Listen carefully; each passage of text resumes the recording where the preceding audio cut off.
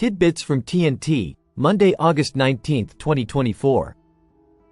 Listen to the full version on the official dinarreport.com website and become our supporter on Patreon. Tishwash. Government advisor, Petrodinar, requires good stock of foreign currencies and gold. The Prime Minister's advisor for financial affairs, Mazhar Mohammad Saleh, explained today, Sunday, that the adoption of the dinar in pricing oil, or what is called Petrodinar, requires, first of all, the availability of foreign reserve currencies or gold. As Russia did when it purchased Russian oil with gold-backed rubles, which caused problems that we will discuss later. He added in press statements that these foreign reserves must be available as a necessary condition and operate according to a high standard of efficiency that guarantees the stability of the exchange rate linked to oil, the petrodinar. In order to hedge against oil price fluctuations to ensure the stability of the exchange rate, the petrodinar itself.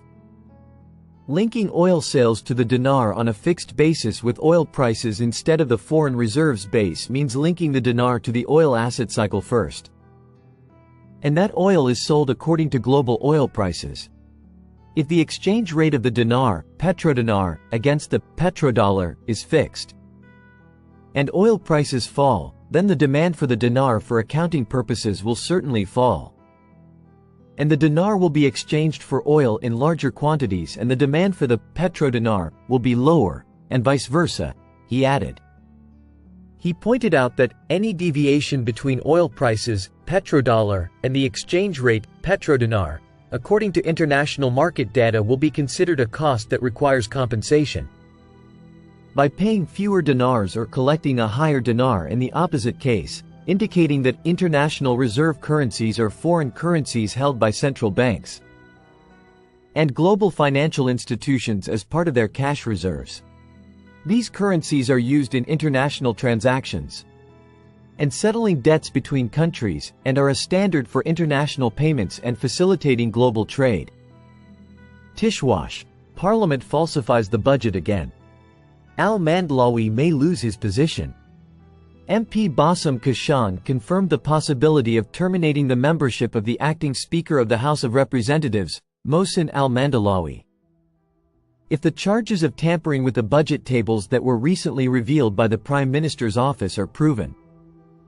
Noting that the Parliament committed legal violations in amending the budget tables and they were on their way to being published and implemented had it not been for the government's scrutiny, indicating that many MPs were subjected to deception in this file.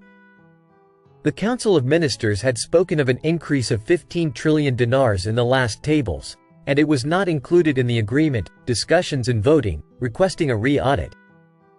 Kashan said, in an interview with the media figure Ahmed Mullah Talal, the budget tables sent by the Council of Ministers were changed and their allocations were manipulated in the House of Representatives in an illegal manner.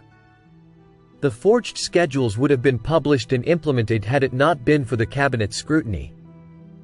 Most of the budget schedules have been changed, and the process has been carried out by ignoring a large number of parliamentarians. The legal violations committed by the House of Representatives in amending the budget tables are countless and are considered a major crime. The funding for the ration card basket has been increased to 5 trillion dinars for contracts that include major problems.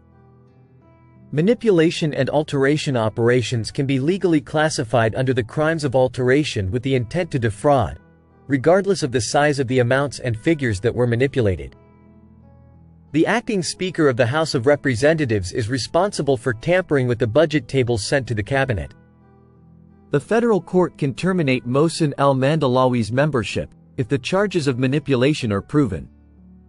Tishwash. Iraq. Qusay Shafiq reveals major financial scandals and demands investigation.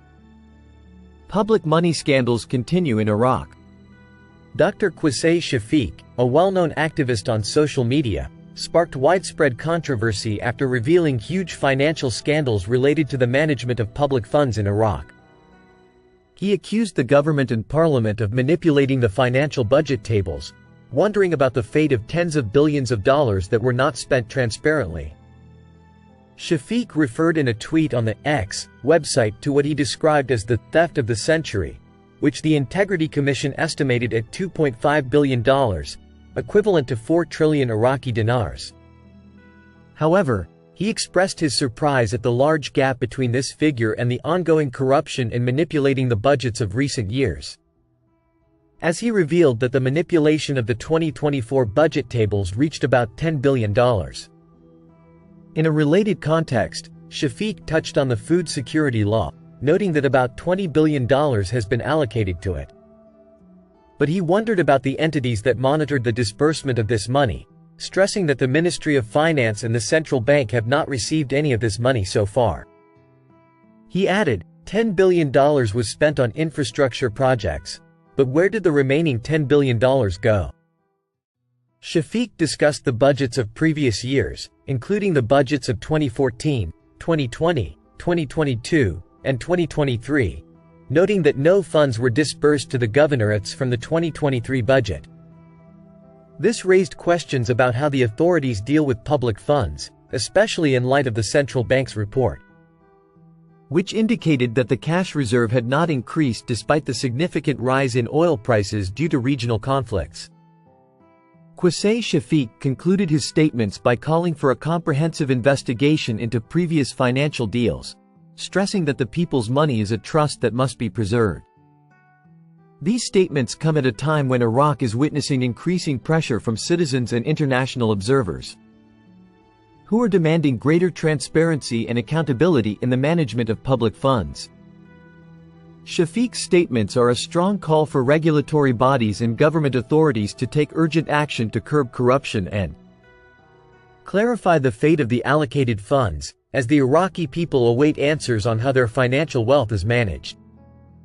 Tishwash, urgent in numbers. The central bank buys dollars from the Ministry of Finance in an unprecedented move since 2003. An economic expert revealed an unprecedented figure for the value of the dollars purchased by the Central Bank of Iraq from the Ministry of Finance during the month of July.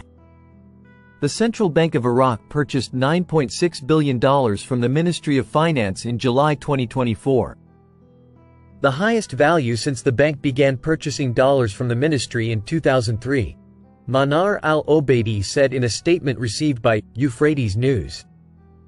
He added, the purchases did not exceed this value during the past 10 years except once in October of last year, at $10 billion. Al-Obeidi explained, thus, the rate of dollar purchases from the central bank for the year 2024 has reached $5.9 billion per month, the highest over the past 10 years, with an annual growth rate of 10%. The growth rate had previously risen in 2023 to 20%.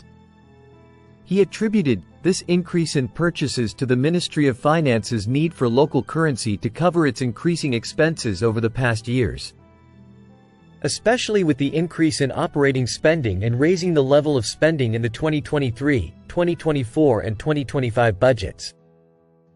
Al-Obeidi expected that this rate will rise in the coming months with the central bank's inability to meet the need for Iraqi dinars, which may force it to increase the issued monetary mass to meet the ministry's expenditure needs.